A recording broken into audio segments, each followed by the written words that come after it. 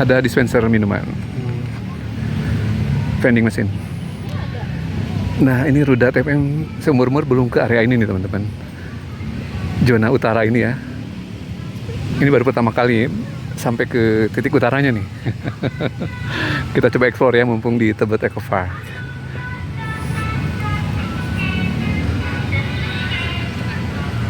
Ini lebih senior nih untuk area ini ya, karena tidak ada playground juga. Hanya ada tempat duduk. Nah, untuk teman-teman yang membutuhkan minuman, yang tentu saja kopi ya, bagi yang senior-senior ataupun milenial, Gen Z. Nah, di Tebet Timur Raya ada nih, tapi di luar dari area Tebet Eco Parknya ya, di tempat umumnya. Nah, ini penampakan di seberang adalah parkir kendaraan. Namun, setahu Rudal TPM itu hanya untuk petugas ya. Teman-teman yang membawa kendaraan tidak bisa parkir di area ini. Nah, di sebelahnya juga ada kendaraan, tapi barangkali khusus untuk pengelola ya, karena memang space-nya terbatas. Di sebelah dari pavilion utara. Nah, penampakan zona utara Tebet Eco Park pertanggal 27 Februari 2025 pukul 12 lewat. Kita coba mentok ke arah utara ya teman-teman.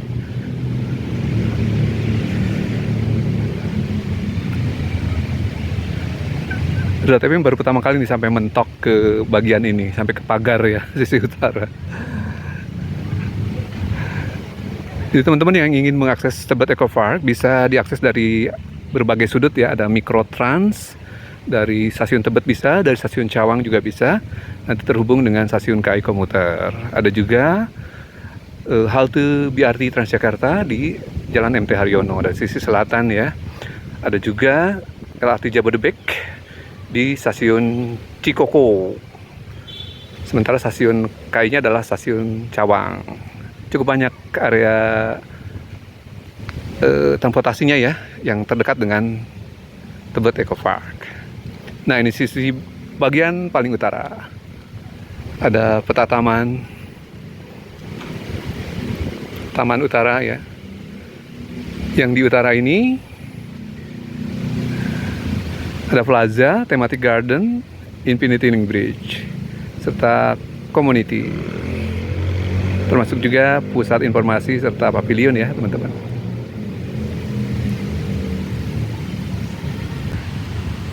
Ini penampakan ke Taman Lalu Lintas Tebet kalau tidak salah ya teman-teman ya. Jadi di luar dari Tebet Eco Park. Tebet ini adalah didominasi oleh wilayah pemukiman kelas menengah ya teman-teman, menengah atas ya. Jadi selain Kebayoran Baru, selain Menteng ya, kawasan yang mapannya adalah tentu saja adalah kawasan Tebet ini teman-teman. Dan biasanya pemukiman yang sudah relatif mapan ada tamannya. Nah, ini adalah taman yang terbesar di sekitar Tebet.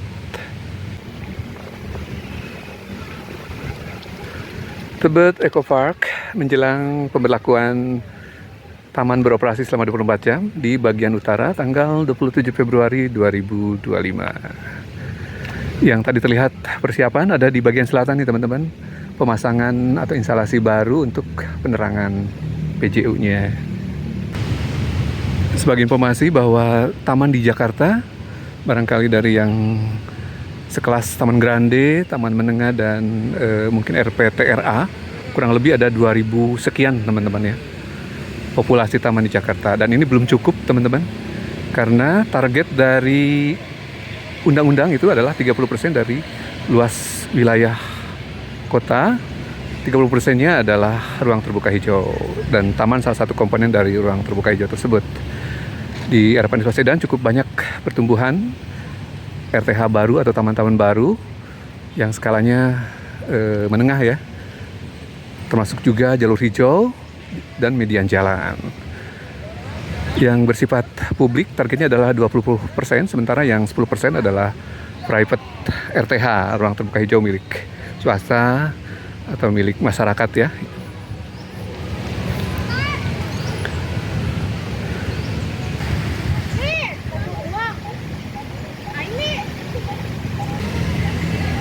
Aplikasi naturalisasi sungai di Tebet Eco Park. Ada bronjong di kiri kanan ya, yang menjadi penahan abrasi, sekaligus pembatas antara daerah basah dengan daratan. Ada juga tanaman yang dua fungsi ya, berfungsi di sekitar rawa dan daratan sebagai transisinya ya teman-teman, yang memungkinkan ekosistem sungai tetap berkembang ya. Ada ikan, ada kadal, ada biawak, ular barangkali ya, termasuk juga kodok katak ya, sama aja ya. Biawak ya, tadi terlihat ada biawak, termasuk ikan di kalinya. Tebet Eco Park diketahui beberapa kali mendapatkan penghargaan internasional terkait dengan desain taman ya, kategori taman dari Singapura kalau tidak salah 2 kali, dan juga mendapat penghargaan Piagam Adipura kategori taman tingkat nasional di tahun 2022 lalu ya teman-teman, 2022-2023 ya. Nah, DTPM ini di sektor utara menuju ke pavilion utara. Ada restroom, musola, toilet, dan beberapa gerai UMKM. Sebuah area yang luas ya teman-teman, dan menunjang rekreasi untuk warga kota. Nah, akhirnya kita sampai di Plaza Tebet Eco Park zona utara. Ada pavilion utara, gerai minuman banyak ya, baik vending mesin maupun gerai yang UMKM. Ada juga foto booth. Nah, kita coba akses ke plazanya. Ada memorial untuk pembukaan, seperti yang tadi dilihat di Link Bridge ya. Vanessa Sedan meresmikan April 2022 lalu. Pasca revitalisasi, awalnya merupakan taman Honda teman-teman ya. Namun seiring waktu ya,